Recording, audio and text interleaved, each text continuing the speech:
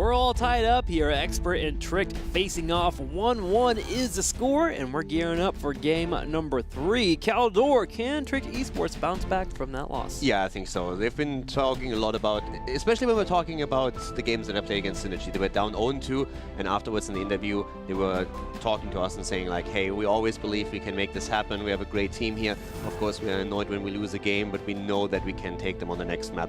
I think the same applies here as well. And this was just one of those games where they had to succeed. Okay, our opponent outplayed us. They had a draft that worked beautifully well. The strategy worked out incredibly well for Expert, and that's something they can acknowledge. They're very self-critical. They're going to just look at the next draft and saying, okay, let's play the next map and make sure that we win there. Well, speaking about the next map, let's find out. Where are we going here for game number 3 in this best-of-5 series? The answer is going to be Dragonshire.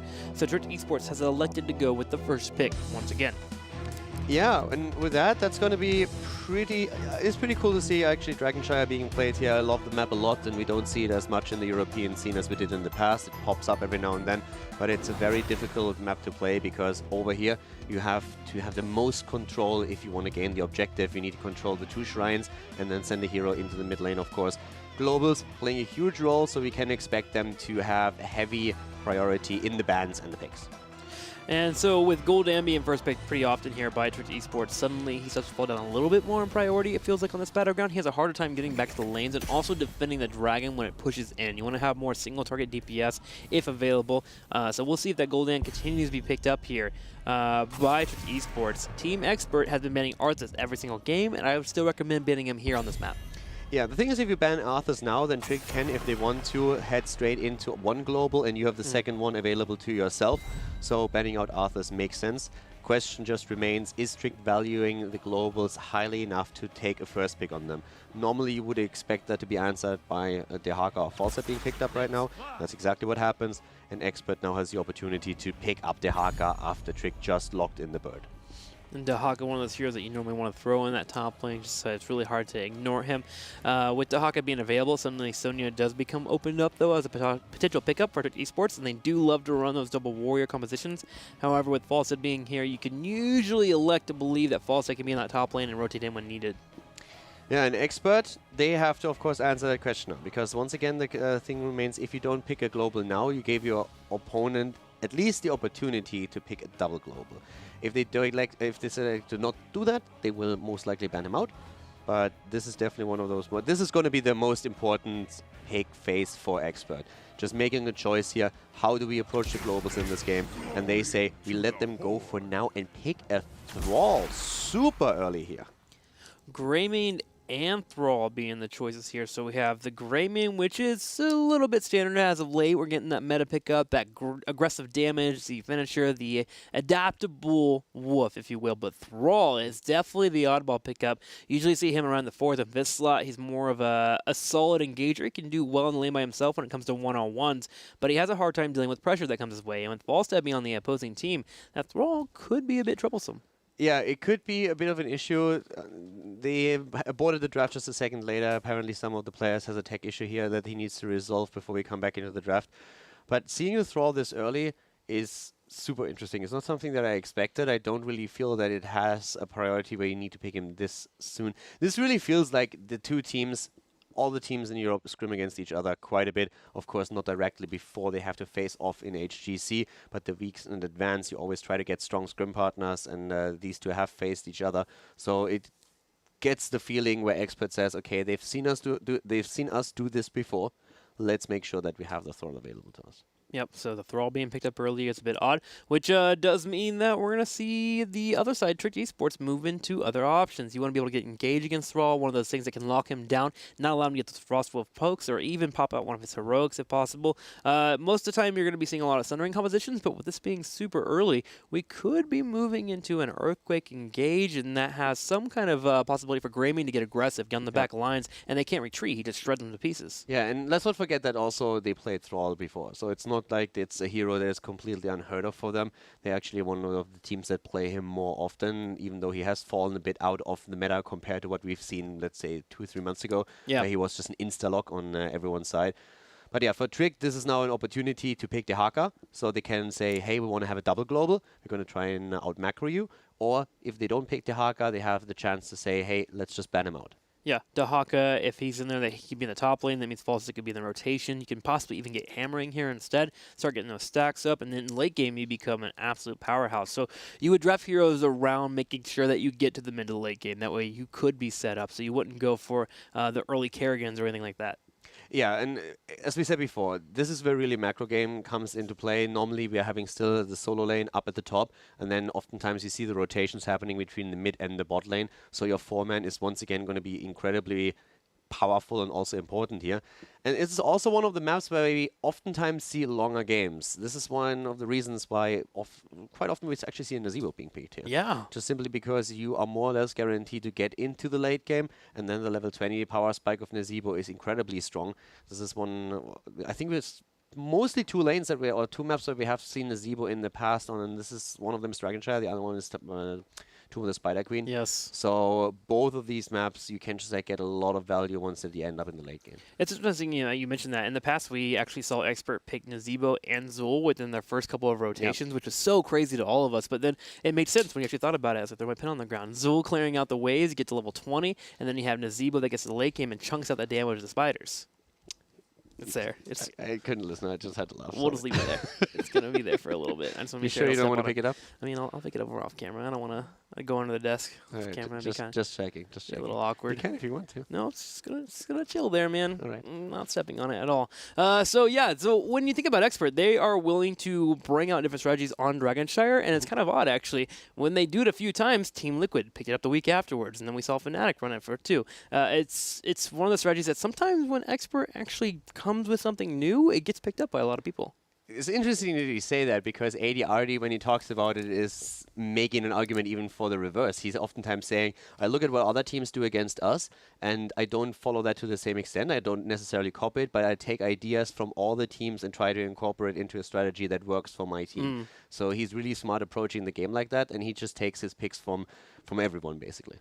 Well, let's go back into the draft. It looks like we are ready. We're going to get them all nice and selected out here. Tassadar was the ban, Arthas on the opposing side, and we had our Greymane Thrall, which was the crazy pick for us. Your pen is back. My pen is back. Look at that. A magic trick. There you go. We nailed it there. David, he taught me the magic tricks there over there. He's a super good guy. So, Greymane and Thrall, what does this give us when we have that first lineup for the first and second rotation? What does this team have when we actually pick that up? I'm wondering if that Thrall is actually confirmed now. I was asking that in my... okay, there we have it. I was going to make it be confirmed. I was going to radio in. Because for a second when the draft earlier got cancelled, I'm like, is that really the double pick that they have? The Greymane, yes, but do they lock in the Thrall this early? They indeed do. So yeah, now we're continuing from here. So just to sum up what we've been saying, Dehaka is a big question right now. Do you take another second global? Do you try to ban out the second global? Then we are talking, of course, about potential picks on heroes like Malfurion as well, which is something that Trick really loves to do. Lucio is also still around, so we moved away a bit from that ban against the supports. But that's definitely what Trick is currently thinking about. Globals, yes, no. Do we ban it? Do we take it? How do we approach that now? Over on Tricked, we want to see what they're going to be getting. I'm starting to also think about Variant in the back of my mind here for Expert. Bad Biddy's ran it pretty often. Thrall and Greymane can give you those isolation picks that you want to go in for. A new rack will be the pickup here for Trick Esports, so they get that underneath their belt and moving from there. Now, I'm wondering, do they grab their Gul'dan earlier? They seem to prioritize Gul'dan heavily, which would indicate that they probably wouldn't be grabbing a Dehaka. There's the Malfurion, so Malfurion over the Lucio again. Dehaka also a super high priority, helping them against mages in particular, but it's one of the heroes that they've continuously being picked. Means no Dehaka, at least for now on their part. So the question still, do they ban him out or do they just gonna just letting him through? Team Expert does not really want to play the Dehaka, it seems. So they're not going, they don't want to play against the double global here. I think they're even doing Trick a bit of a favor with this. Yeah, I would say that Expert is probably one of those teams that just does not get as much Dehaka as you would normally see. They like their more upfront type of play styles. If they do any type of soaking, it's usually with a Falstad. One of the things that you have to also point out, though, is if Expert would pick Dehaka, it would leave them with potentially... They would kind of need another tank, right? Yeah. So that leaves them with a main tank, Dehaka, a Thrall, and a Greymane. That's more or less 4 melees that you have, not counting their support. So I think that's a bit the thought process behind it. We are not going to pick Dehaka because it makes us too frontline heavy. If we do that, we have to really win every single engagement. We don't have an opportunity to back off these engagements because we have to heavily commit once we go in. And they don't really want to play that style, so they're saying Dehaka is not an option for us. We still don't want you to take it, so let's make sure that that doesn't happen. So yeah, with that reasoning, I feel it makes sense to ban him out here. But now, of course, they gave up on the global. So I would like to have a little bit more wave clear here from Team Expert. Tanks that kind of stand out for you are usually Johanna, but there is a lot to say about the Variant Engage combo into Greymane. It is pretty powerful. So in terms of that, what do you think is going to be our pickups? I would like the Johanna, to be quite frank. I really feel it's a hero that they played in the past on this map as well. Ooh, Medivh, I like that. Wow, Muradin. The Muradin. Wave clear is going to be an option again. But again, Expert knows what they are doing. In drafts, they are usually quite smart. And it's their pick as well. It's their map pick, so they definitely have something in mind. Muradin, of course, is lacking the wave clear that a hero like Johanna can give you. We have maybe even Alex now on that Leoric, going full old school on this map. And Gul'dan in the mix as well. So that's a fair amount of wave clear on the side of Tricked, whereas Expert has some, but can't really match the wave clear that the blue team is bringing to the table. Yeah, so Tricked Esports, once again, employing these late game strategies. Leoric, Gul'dan, Falstad, all of them great in the late game scenarios. Whereas Team Expert now has a bit of an aggressive tendency to be set up for them. They have the portals into our opponents, but they also have Muradin, who can be great from rotating in the middle and the top lane.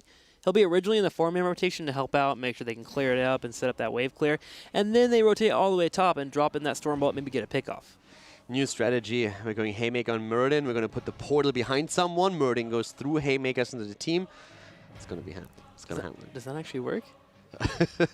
You can't hammer him through the portal, but you can hammer him in the direction. Yeah. Yes.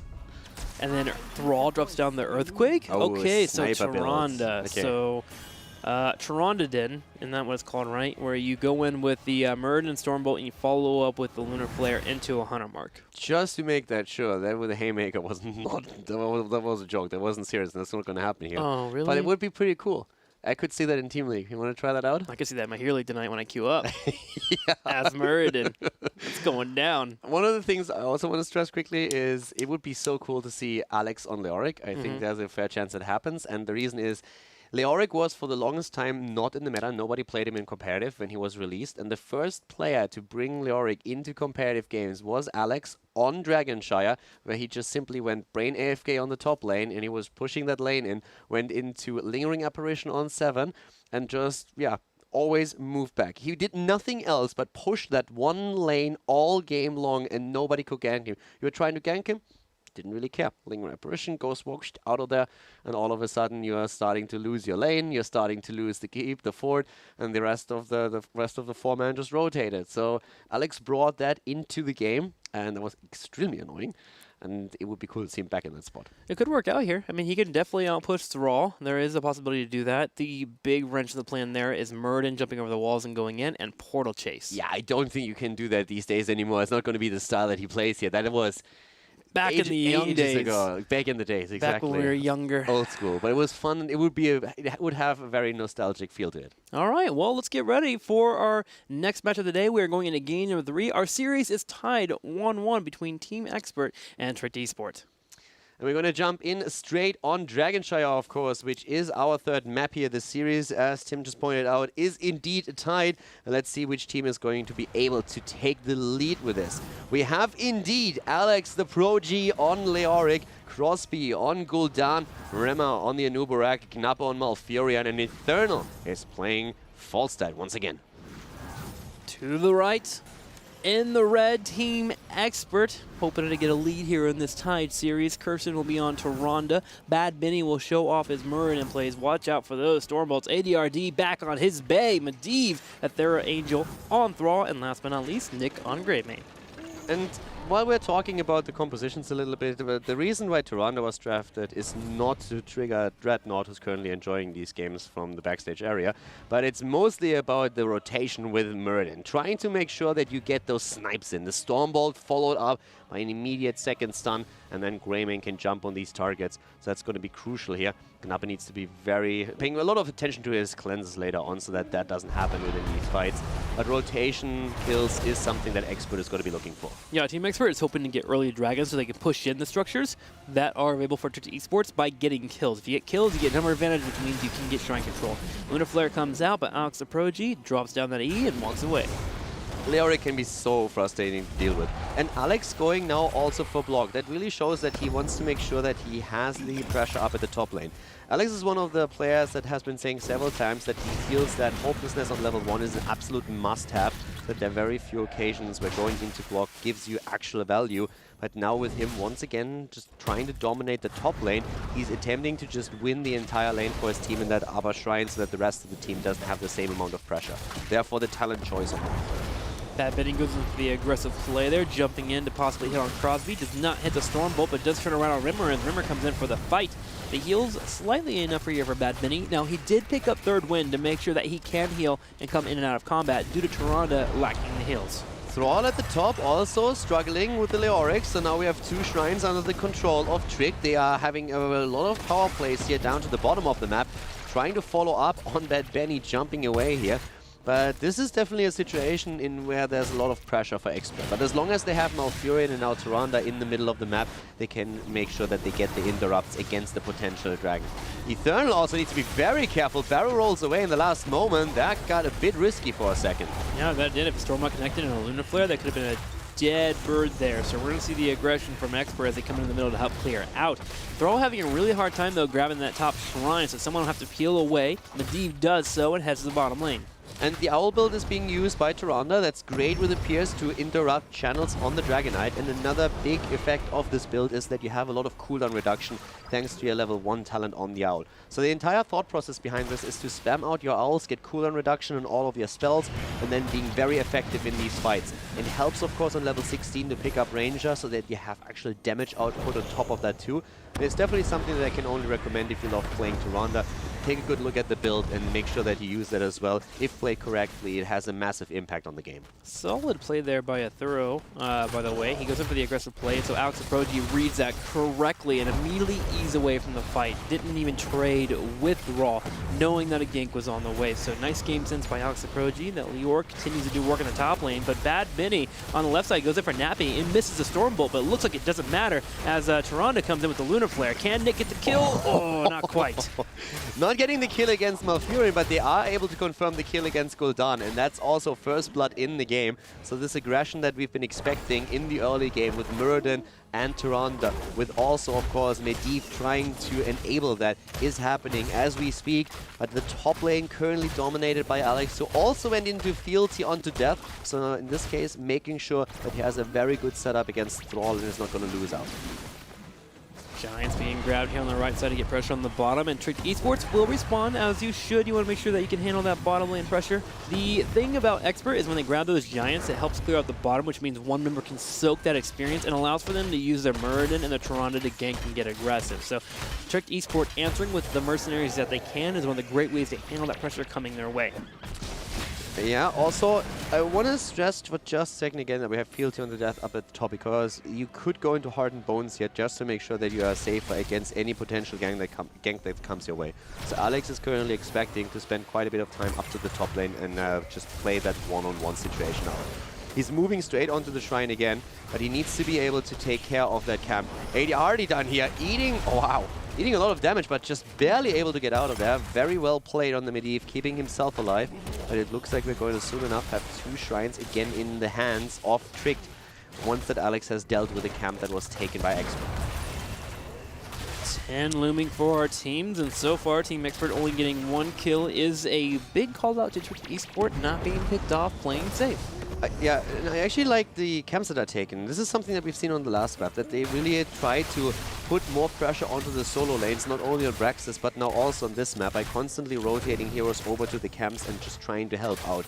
Not just mindlessly taking them, but really having a thought process behind it. That really helps them to relieve some of the pressure that Thrall must be feeling at this point.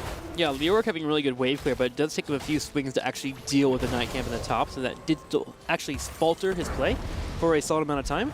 but he eventually cleared through, and he's also putting back pressure on Thrall. So at some point, Ethereal Angel will need some assistance from his teammates to deal with the Seoric, and the assistance is coming. The Hunter Mark hops out, Nick goes in, the Lunar Flare, oh, the nice sidestep there from Alex Pro G. One of the things I also want to point out, if you are playing Leoric, or if you're a bit of a newer Leoric player, that we have a lot of heroes in the game where with animation cancelling you can get a bit more damage in. And one of the heroes is actually Leoric, since his auto attack is extremely slow. So what you can do is, you just use an auto attack on a minion or a hero, for example, you follow it immediately up with a Q that causes an animation cancel, and right out of the Q you can hit another auto attack. So you just get more or less one additional auto attack in.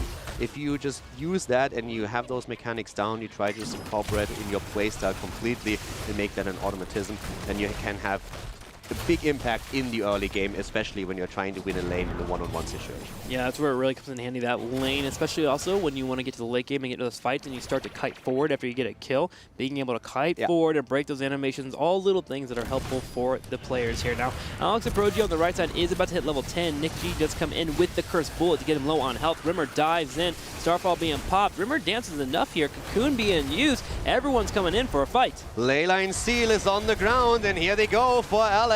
Also Gul'dan using his Horrify, trying to keep them alive. Alex is incredibly low and finally falls, getting that Leoric trade value here, but still getting out of that fight with not losing too much. If you lose a hero here, then Leoric is probably your best option. At least he's going to be back soon and spawning on the battleground and doesn't have to make his way back into the middle of the map. Yeah, that was an odd fight, but managed well by both teams. Both the Mighty Gus as well as the Leyline Seal were important for both teams to survive and to get a takedown on that Leoric.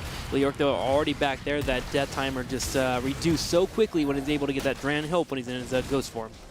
Yeah, and this is actually one of the coolest things about Leoric in general, that he's just on the battleground. It's not only that he spawns faster in the middle of a potential fight, or respawns, but also he still gets value while he's in Ghost form. That slow is so impactful, or can be impactful, so it's pretty cool and gives the hero additional value. Especially since he, of course, now has a bit more auto attack damage in the current patch as well. Yeah, basically becomes a ward there. Stormbolt comes out. Curse used by Nape. There is Cocoon being used on the right side, but Team Expert will be able to handle that. With the Sundering being in, that means that Team Expert is going all in on this idea of blowing somebody up. You get the Curse Bullet out, the Sundering engages, you can lock down the backline, you can all focus one target, especially if Starfall hits one of those characters that have no escape. Now Furion, Gul'dan, Falstad. Alex moving on. But yeah, you're right. They're trying to blow targets up, and this is again putting the pressure onto Knappe on his Malfurion. So the cleansers need to be on point. It's one of those games where you can really have the best moments as a support player, but it's also something where you just constantly feel the pressure because you know what's coming your way. And you know if you miss that cleanse, if you're just a bit too late, it also means the team is going to lose the battle. The my bad syndrome there, where you accidentally miss it on that slight cleanse or that clutch Twilight Dream. We're going to keep an eye on Nape, as he'll be the one to really make sure that Twitch Esports does not fall to Team Expert in the team fights. Big moment happened here in the middle, though. Portal's been dropped. Yeah, Knappe is also there again. Oh, Cocoon being used on the target that just got rooted. Leoric is down. Eternal using the Gust. A bit of miscommunication on the side of Tricked here during the fight. Knappe and Rema are trying to escape, but that's the... Oh my god. There's the overkill against Malfurion. The Stormbolt's done and Sundering right behind it. Trick, there's no kill like overkill. There is no kill like overkill, that is for sure. Expert now have the chance to move in on the Dragon. Multiple members in the middle and Leoric spawning back. Trick Esports should be able to slow down the actual process of grabbing the Dragon. Ethereal Angel is on the left side. Oh, if they catch Ethereal, that'd be huge. I don't think they can, though. Oh, that on the other hand might be a problem because all of a sudden he's isolated. Crosby comes in, tries to deliver the damage, is unfortunately for him too late. So the Entomb not getting the value that Alex was hoping for here. Eternal still surviving, so he moves back. Another great drain, but it's just not enough to drop the Dwarf. They've bought enough time to have all 5 members Zoe up, as Trick Esport will have their Falstad fly back in, so they stop the Dragon from being grabbed. And Expert has to go to plan B, which is to go back to the mercenary camps, trying to keep pressure up wherever they can. Thrall on the bottom was able to grab the Shrine for now, but with Nick being low on mana, I don't think we're going to have time here for Expert to even move in for another Dragon. It's a pretty cool game, actually. Like, a lot of small skirmishes that we have here, a bit of miscommunication, as you could see, but that that idea of Expert to blow targets up just works so well. Greymane going into the Cursed Bullet just adds on to that threat, so you get the stuns, you get the immediate chunk of hit points thanks to the Greymane heroic ability, then even the Sundering to confirm the kills. It's a pretty cool approach from Expert, and Tricked is still trying to play around that a bit. They're getting the experience through Falstad, they're trying to stack the Seasoned Marksman, so they have a lot of tools available that can help with this, but the coordination needs to be on point, and so far, they've struggled with that a bit. Yeah, you can actually just tell by looking at the minimap how both teams have struggled to even get a Dragon right now. Look at it. Look at it. There's forts everywhere here, all up for Trick Esports, one for Team Expert. That Dragon is the main catalyst for these teams to actually get that pressure. Trick Esports in the late game should be a bit better when they get Seasoned Marksman because they at least have an auto tech hero in Falstad, but still, getting forts is a hard game for both teams. Yeah, and Alex falling here. This is one of those moments where you would really prefer to have a bit of extra armor when you're going into your raid block. But as we pointed out before, he went on level 4 straight into the fealty unto death and did not take hardened bones. The trade up to the top now, trying to at least drop a structure. I also want to quickly highlight that when we're talking about Cocoon, it's not necessarily that in these team fights you try to force a battle on a certain point. You have to really think about which hero is going to be the biggest threat when Expert attempts to go for that snipe combo. Do I Cocoon the Greymane, for example, to make sure that the Cursed Bullet and that burst damage doesn't really hit, or do I try to get rid of one of the stun heroes? Yeah, if Cursed Bullet comes out, maybe you hit Thrall instead to stop the Sundering from falling out if you're moving in for an aggressive engage. It's all about literally taking all of your opponent's components and weighing them and making sure that you hit the right heroic at that point. Rimmer on the left side doesn't start grabbing the Dragon. Curson is forced to use his Starfall just to make sure that your esport doesn't grab the Dragon, while Muradin heads the top lane. Yeah, Muradin was at the top lane, and Falstad is flying in deep to put the pressure on. Of course, Giant Killer helps with that, but Eternal needs to be very careful. Good aggression here on their part, but they still have to claim that particular shrine here. The level 16 talent gives Expert a slight lead, but since they don't have control over the shrines, there's no real risk for Trick at this point. So it doesn't really look like Expert is going to be able to pick up a Dragonite, but I have to say that Alex is really struggling on the Leoric. Yeah, it comes down to Medivh. Medivh's doing a really good job of following him around consistently, and that has allowed Team Expert to set up flanks and also to hit that Cursed Bullet whenever the opportunity provides itself. Now, granted, it is Leoric. Him feeding is pretty normal. A few more deaths than normal, as you would see, but him dying is probably one of the best things for esports. They put him out there on purpose. They know that if Leoric falls, they can get back into the fight relatively soon enough. We have, at the top lane, still the push of Falstad, so they are using the global as much as they can, and they are behind in experience, but on the same talent level, which is of course important. It's also noteworthy that we have nearly a completed Seasoned Marksman for Falstad. It's not quite there yet, but we are on 35 stacks at this point, 34. So they can start to do significant damage to especially Muradin if they at some point lock him down. Yeah, Ben Biddings have to make sure that he's watching out for that. That Giant Killer wailing on his face will be quite the painful thing to deal with. He can back out and come back in with that third win. Ooh, Horrify does come out. On the left side, we have Thrall and Greymane looking for an engage here. The Sundering has been used for now. There's the Leyline Seal. Great move by ADRD after Eternal was trying to save Malfurion. Ice Block being used now as well. Knappe, is he actually going to be able to walk away from this? No, he's not. This is the kill. An Expert is just going to be able to capitalize so much more on these kills now, since the death timers are rising, and that helps. But the Dragonite was picked in the meantime. So many cool things happening in these fights right now. The objective taken, but Malfurion falling, and Team Expert getting, of course, value out of these kills now towards the later stage of the game, since the heroes are going to be dead for so much longer. Well, if you're true esport, you need to realize that you've lost your support, so you have to be careful, and Crosby is not being careful. Expert goes in for a hard engage, and they take out Goldan. Trick Esport is starting to stagger some deaths here, which has allowed Expert to defend their forts.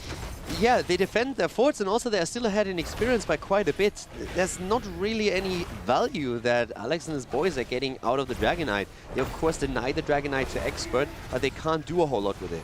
So another thing that is extremely important to also remember for your own games: don't just simply rush in with the Dragonite. If it gets bursted down, if your opponent has a 5 versus 4 situation going against you, then you want to keep the Dragonite back for as long as you possibly can. Those things last an eternity. So just sit there, use the Dragon Breath to burn down a few of the waves, wait for the rest of your team to respawn, to group up with you, and then go in. There's absolutely zero value in you rushing in. Always wait for your minion waves, take the opponent's waves down first. You got enough time. No, I heavily agree with you. Even if you were to go for the Russian, don't go in the middle. The middle leaves up so many opportunities for you to get ganked on both the bottom and the top side. Run to the bottom side at least and start dealing with the fort that you've already put pressure on. Bad Benny looking for a fight though. Nape is locked down by the ice block. The Wolf comes out just in time, but Nape is starting to retreat. They turn it around and they take out Thrall. Thrall is down. Can they also drop Bad Benny? That's the question. Stun after stun comes out. He himself turns around with a quick Storm Bolt and is able to escape. But this seems more and more like the, basically just the entire mission of the game is save Knappe.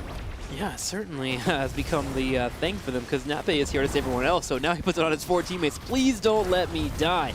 Trick Esports now getting to the late game. This is a very similar situation that we saw with them in game number 1. If they get to the late game with their composition and they hit a massive Horrify, they could be impressively strong. Muradin is being attacked and it's just like they gang up on him from every side trying to kill him. But ADRD, he has his front lines back. He immediately drops the portal, allows Bad Benny to move back, but there is an Entombment. This is a good one. Once again, ADRD trying to protect him. There comes the Leyline Seal. It's a 4-man Leyline Seal. Is this a setup? Not enough damage output, especially since Thrall was not part of that fight yet. Yep, Thrall not being there and Greyman being low on health, but they had no damage to the fight. The Leyline Seal had to be used just to defend Nick. They're hoping to catch them, but Trick Esports on the retreat and with a mighty gust makes it very difficult for Expert to get the engage they want. And also pretty cool to see that Alex immediately went into the Wraith Walk once that the portal appeared behind him. He just said, if they stun me out again, I die too fast. I won't have the time to move away, so I'm just dropping the Wraith Walk. Immediately move out there. They don't get value. It's a short cooldown for me. There's nothing lost. Team Expert now focused on moving towards the next goal, which is level 20, getting pressure on the top lane and trying to slow down the Shrine phase until Esports has to get them into a fight. 20 so close, about half a level being available. If Expert focuses on one Shrine, they'll be fine. They get the top one for now. They can start putting pressure on the fort in the top left, and if they get that fort, that will give them experience, which means Trick Esport may have to rotate in and possibly get picked off. Also, Bad Benny at the front is now going to have to deal with that Season Marksman that is completed. So that will allow Eternal to get way more damage in against him. And you are dealing at this point with a Leoric that is always going to try to make you the priority target for a Drain and then the auto attack. So there we go, a Horrify being used. They're trying to go for the camp, but it's still stolen away by Bad Benny. And again, it's just ADRD on that Medivh opening up so many avenues for his team, so many options to move out and into these fights. They're going for Oxaprogy, 20 still around here. Trick Esports possibly turn around for the fight. Do you think Horrify being used there was actually needed on that Mercenary camp? I feel like you just give it up and defend it on top lane. I feel if you use it, then you should commit, which they didn't, and I can totally understand why. I don't think it would have been a smart choice to commit in this situation, so I would not have used it. I think there was a bit of a miscommunication where he thought if he lands a good one, they can isolate someone to get a quick kill, but that didn't really work out the way they intended to, so probably some miscommunication. Not really of much consequence, I would say, because we still have 30 seconds on the cooldown, and they should be able to bridge that. Well, Dragon, the next big objective. Trick Esports so close to level 20 with Bad Benny getting bullied out of the fight. He has to retreat. Spectral Leech on 20 is going to be another problem for Bad Benny. Bad Benny is having a rougher and rougher time here because once we have Spectral Leech on Leoric, he's going to chunk away on those hit points too. If he doesn't die first, which is the case now, but they have that 20, so Spectral Leech should help against Muradin. And now that we are on 20, we have Epic Mount, but it's also going to be a Dragonite for Team Expert, since this kill against Leoric just happened at the perfect moment in time. Yeah, that was a very clever gank too. We had Team Expert going for the aggressive play on the bottom side, and they had Bad Benny rotate all the way around and catch Leoric on his rotation. Had he gone left, he could have jumped in and storm bolted, but he went straight to the top left, which meant Bad Benny was there with open arms for the takedown. And now, Dragon pushing into the bottom lane here. Keep is the primary target. I still have to say that I like the Power Spike on level 20 a lot more for a Trick than I do for a Team Expert. Simply because we have now the Bolt in the Storm into a Twilight Dream. We have the Spectral Leech, which is fantastic. And also on the side of Falstad, the Epic Mount, which gives you so much utility on this map. So I think the tools that Trick now has are insanely strong. Are they going to be able to use them perfectly though? Because communication has to be on point, and we said it before, they struggled a bit in certain team fights here where they just weren't on the same page. At some point, though, with the Dragon here, you kind of have to make the commitment to move in. Gul'dan's going to poke you. You're going to have the Drain Life hitting you on the Dragon Knight, so you just kind of need to move in and go for the aggressive play. Burn down what you can. There's 20 seconds left here for Team Expert, and they keep sieging away here with the Dragon Breath. Yeah, the keep should not fall to this. They are not going to engage into it. We already see Nubarak just trying to wrap around to potentially attack the backline, and that could have devastating results if they play that right. Alex needs to be careful here, but only gets punted a short way. Crosby is more what I'm worried about, but he is still alive. And Nubarak moving in from the side, so this might be the opportunity to go in and force a fight. Oh, big Fawcett flying in with a mighty gust, bringing Nick in the back line. The silence for the Twilight Dream is there to help out. The portal, though, once again from Medivh. Oh, Tyrande is down. The Cocoon is still on. Eternal moves away with false side. Malfurion is low, but it's another kill confirmed for Team Trick Esports as they drop Greymane. And that's most of the damage gone. A double kill and maybe a triple. AD attempting to move away, but they control both of the portals. And that's a triple kill for Trick Esports and some momentum that they desperately needed in this game. Napa has been playing so well. He's had so much pressure on him on the back line. Almost getting killed there by ADRD, but he sidesteps 2 of the Qs, which made Medivh stay there too long. They eventually got the takedown. So 3 members down for another 30 seconds for Team Expert. Trick Esports moving in for the keep. Let's take another quick look at that fight while we're having them break through the wall here. So this is where it happened. Look at that silence. Great play, and watch Tyrande. The Cocoon is already in. They jump on Tyrande. They take her down. Very well done. Napa saves himself. They eliminate Nick, and even with the ley line seal, there's no play here for them. Napa even bolting away at the moment before he could be dropped. And this, at this point, is still a 5 versus 2, but we have Expert soon back in full force. That's right. A thorough into buying time here on the left. Have to using Bolt. He does have Sundering. His Sundering goes out. He's wanting to hit Crosby, but it misses. 3 points for the field goal. Horrified, though. And a thorough Angel is taken out immediately. Curson being focused here. Trick Esport turning these fights around. Crosby going full boss mode here. Eternal is now gusting them away. The ley line shouldn't be really hitting anything there, but they catch, actually. It's a nice move of ADRD. Crosby now, is he gonna fall? Gul'dan is low. He's nearly dying, but keeps himself alive. Trick is playing out of their mind in this late game. But Bad Benny looking for it. He comes in. There's a Stormbolt. There's a Lunar Flare. Rimmer will fall. So Nubarak is no longer here. Medivh continues chase though on the left side. The portals being so annoying here. Alex Aproji will sacrifice his life for the good of his team. But here is the problem. 50 seconds before we have a Nubarak back in the fight, and there are 2 shrines available for Team Expert to grab. Trick stayed too long. They stayed too long, and even with the kill against Thrall, they are now all of a sudden behind again because ADRD chased them down hard. Not only locking down Crosby with the ley line seal that he used and simply delaying them even further, but then afterwards using the portals, and this could very well be another Dragon Knight. So it's up to Falstad at this point. He's trying to make the plays here. He's trying to use the mobility on the map, but they're going to re-grab that shrine, and Murden is already in the middle. They cannot interrupt here. That's a Dragon Knight, and 23 minutes into the game, that's also a really big problem. It's a big problem that could push into the keep here on the bottom left. So that catapult pressure that Trick Esport unlocked earlier doesn't really exist because Team Expert is pushing in that lane. They are looking for a possible win here. They gotta watch out for the Horrify though and the Entomb. Trick Esports does have the play here to make Team Expert fall out of position. Fantastic game here so far. This is the end of the keep. The question remains, is it the end of the game?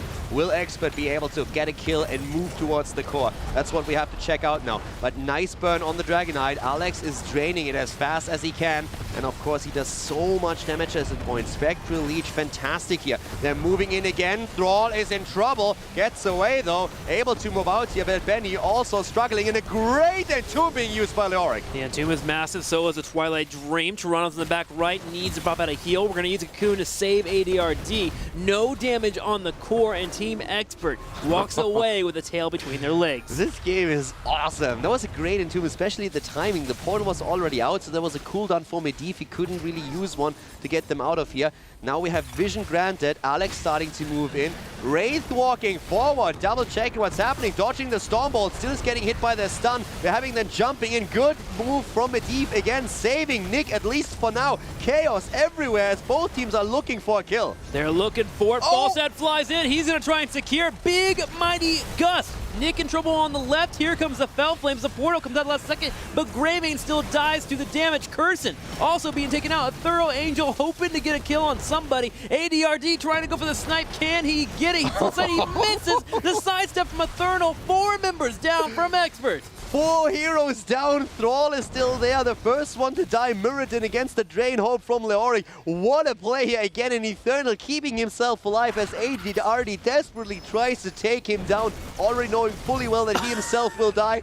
Falls and finally eliminated, but is that enough? It doesn't look likely. This game is just crazy as we have Trick going for the finish. A Thorough Angel instant cocoon, and that has to be the game here. The core starts to fall 70% and more. Can't believe that they actually turn this around. The Horrified to fall up as well. Trick Esports going up in this series 2-1 as they continue to beat on the core. Absolutely loving it. GG! Trick Esports takes the lead in the best of 5 at 2-1 at this point, and this series is amazing. Love it. It's been a good one back and forth. Honestly, Experts did pretty well considering they didn't get the kills I was expecting to be in the early game. They got in some solid fights in the late game there. Bold calls, especially when they lost a Thorough in the bottom right corner to get a couple of kills, did set them up to get the win. But the Entomb, there was too many good plays on both sides. The 20 power spike, that was really one of the things that I thought had a huge impact here. Also, Falstad just stacking up the entire time the damage on the Season Marksman, and that really helped them so much to put the pressure onto Muradin. After 20, Muradin had to deal with the Spectral Leech, with the Train Hope, with also the constant poke that Gul'dan was able to throw out, and then Falstad with the Season Marksman, getting that auto attack speed, these auto attacks with the Giant Killer. That was a massive problem for Bad Bunny towards the end of the game. Now the tank just kept melting. We're going to come back with game number 4. We got more coming at you. Team Expert taking on Trick Esports.